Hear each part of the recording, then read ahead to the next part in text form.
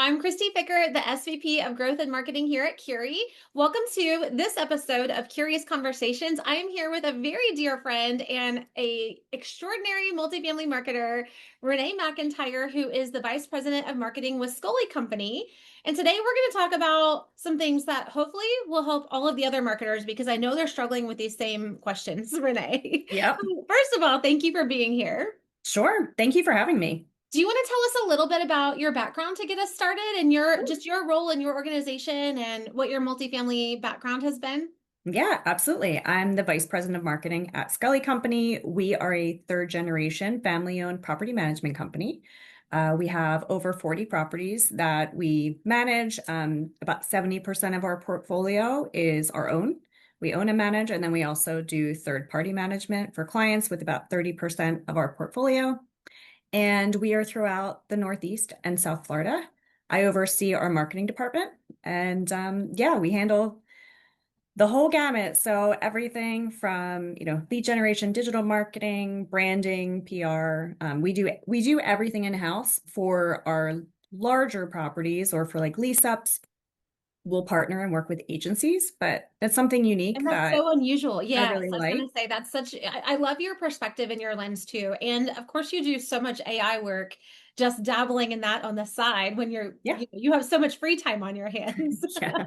Yeah. But you're doing some really cool things in that space too. And I think that's why you're such a respected leader and why people look to you for your example, not just in marketing, in the AI sector too, but because your company and your portfolio is so diverse and you have experience in so many different verticals of what marketers do today in multifamily. So let's jump in with, we talk a lot on Kurious Conversations about streaming TV and just about new marketing ideas. This isn't always about streaming TV, but there are our industry is moving at a really fast pace. Yep. It seems like there's always some shiny new object for us to chase or to be curious about. But we have to temper that, right? Because we can't go after everything and then nothing gets done, completely or to maximum impact if we're taking on too many things. But let's talk about streaming TV for just a minute. What was the tipping point for you that made you consider streaming TV ads? This is fairly new in our industry. We have stuck with the tried and true for literally decades. What was it that made you think, oh, I need to investigate this, or I really think that this could be for us?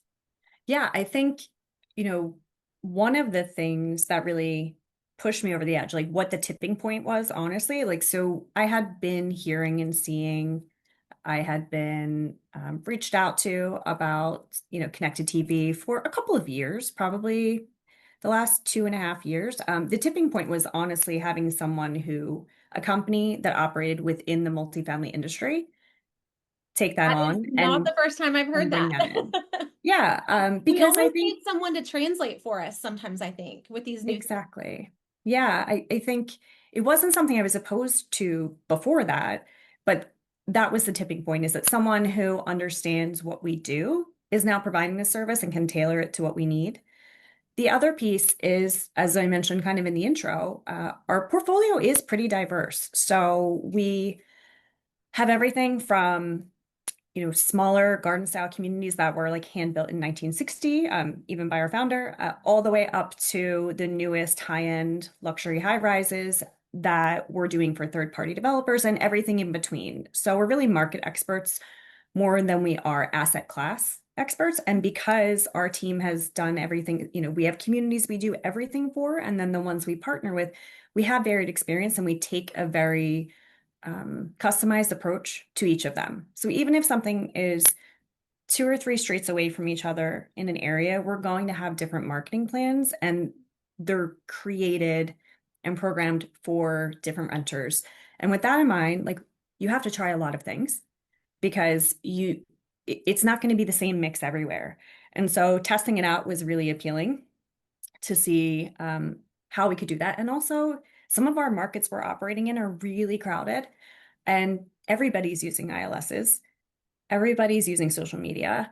There's all of these things that everybody's already doing, and we're looking for ways to stand out and to reach those very specific renters we're looking for in different ways You than are they may have been always seen. you are always on the cusp of differentiating yourselves. It doesn't matter which property in your portfolio, but you as a marketer, that's something that you are so good at not waiting for someone else to do things first. And I love that curiosity in you.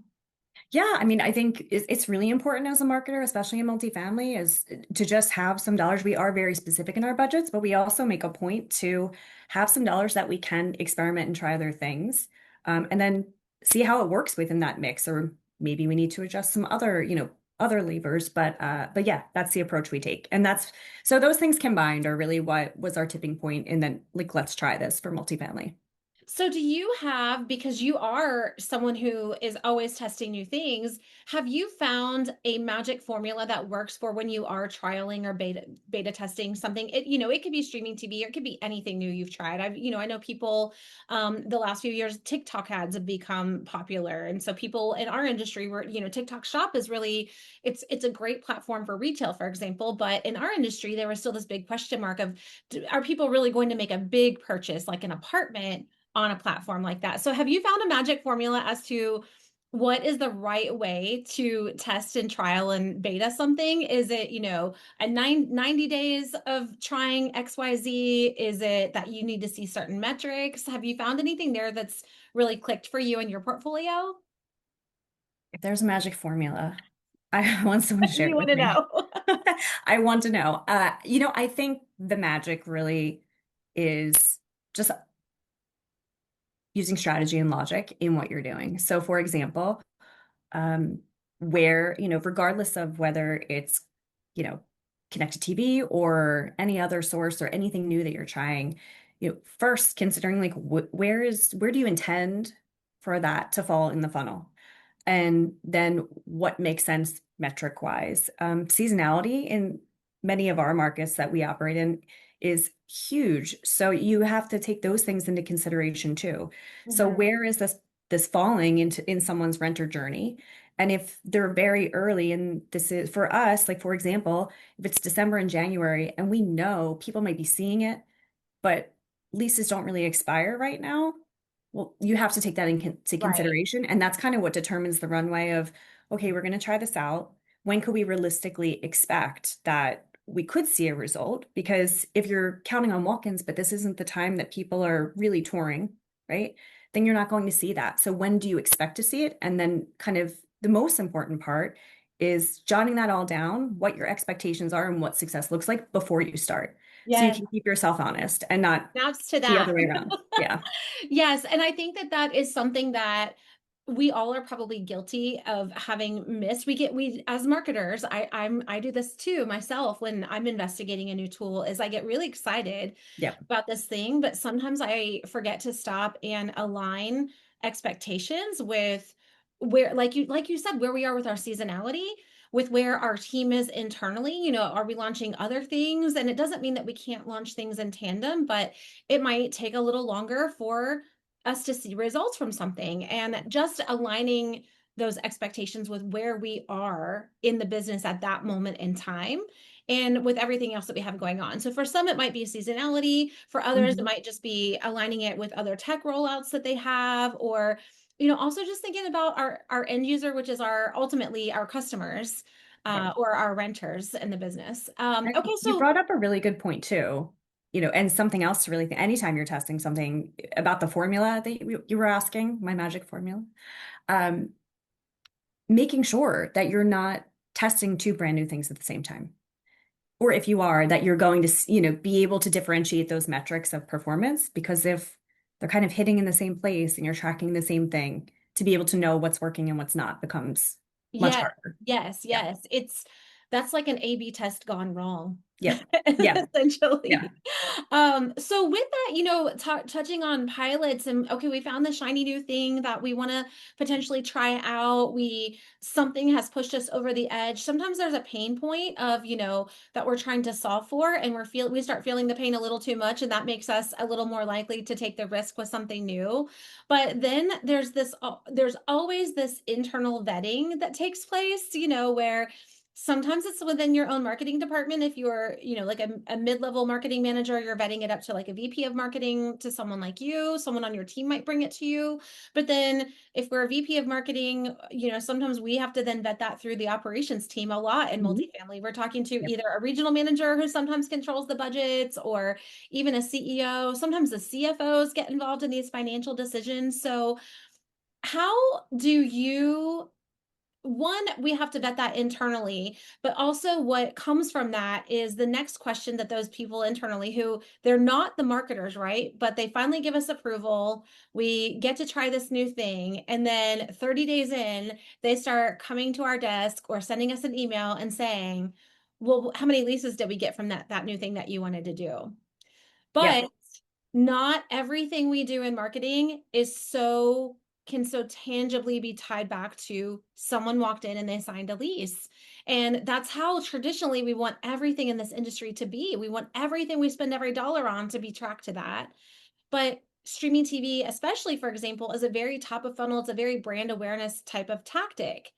So how do you navigate that discomfort and sometimes uncertainty with new things around metrics for streaming TV or like TikTok ads would be another one, for example, given that they differ a lot from our traditional advertising methods. You mentioned ILSs, you mentioned social, but all of those it's really hard to say this exact person, Renee, saw this ad on TV and she walked into the leasing office. You really cannot connect those dots. And yet we see that it works. But how did you get over that discomfort and how do you explain that up the chain? Yeah. So many, so There's many so things. many directions we So could many things. go. The first thing, so let's talk about how you get that up the chain, whether it's you're going out to operations, you're presenting it to your CFO, it's a client, and you want an asset manager to approve this. Whatever it is, the first thing is who is that person?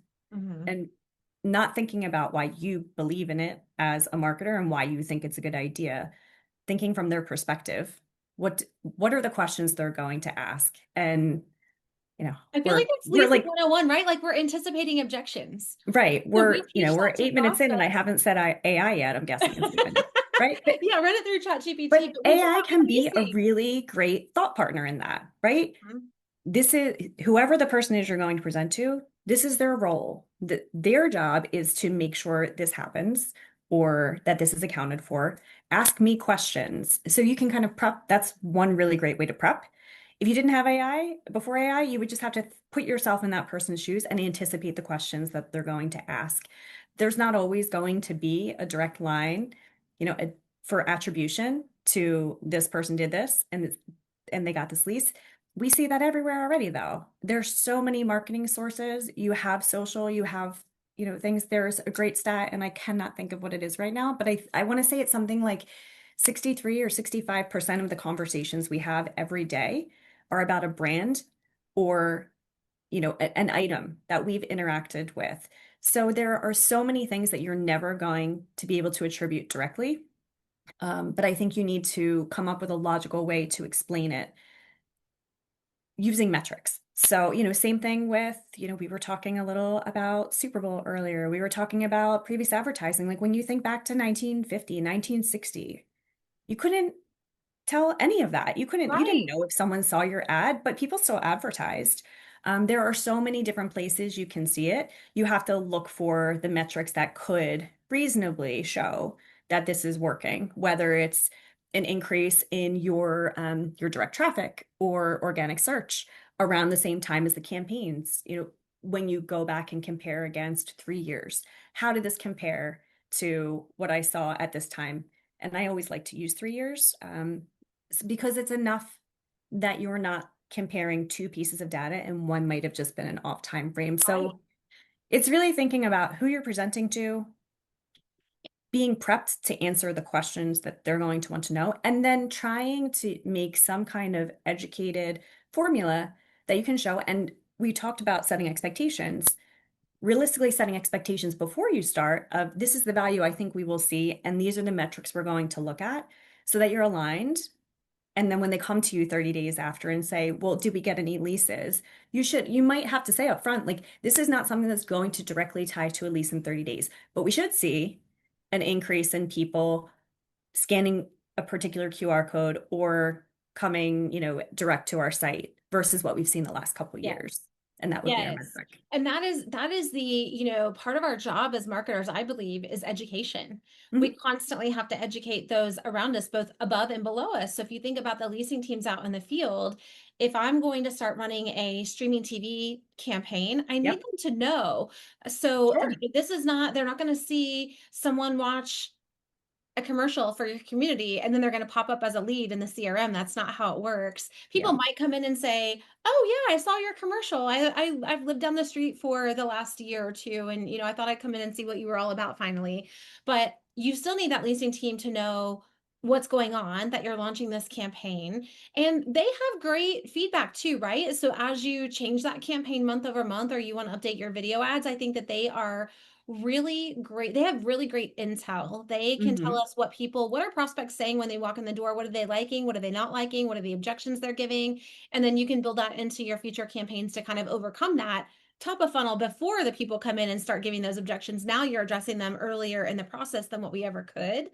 But then we have that education that we've just discussed where it's going up the chain and we have to educate them a little bit too on, hey, there are a lot of really smart marketing things that we do, but not all of them can directly tie to a lease, but it's influence and it's moving that prospect further through the funnel and further through their journey. And that's what beautiful marketing looks like. We just can't track it as well Absolutely. in this industry as some other industries can, but Yep.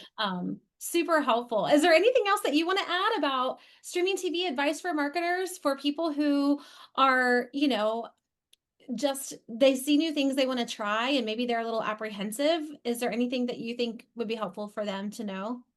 I mean, I think my advice for all marketers, I love the name of this show or this segment that you're doing, because I think the number one thing I would tell marketers is the most important skill right now is just be curious. Ask a lot of questions, ask good questions, and really, I think expanding your network as much as you can, talking with other people. We don't have crazy budgets all the time in this industry. So not only understanding from someone else, did this work for you, but did this work for you? And like, why do you think it worked for you? Tell me about the asset or the renter or the person that you see coming in responding to this. Because just because it works for another marketer doesn't mean it's always going to work the same way for your Exactly. assets. You have to find the right fit for everything in marketing. So being curious, asking good questions, and building So those lines smart. of communication. Yeah, and building your network, I'm such a fan of that. I have probably grown more in my career, in my knowledge set, in my just self-development from my network than from any, Yeah. college class that I probably ever took. There's a wealth of knowledge out there, and most people in the industry are willing to share, which is why I have this series. So Yeah. thank you for coming on. Thank you for being a guest. The whole goal is that we just help other marketers learn about things and help it make it easier for all of those who come behind us and so they don't have the same struggles that we do or they don't have to learn the hard way like maybe we Yeah, did. for sure. And again, if someone has that magic formula, please send Yeah, it to me. let us know. We want to hear from you. All Yes, right. yes.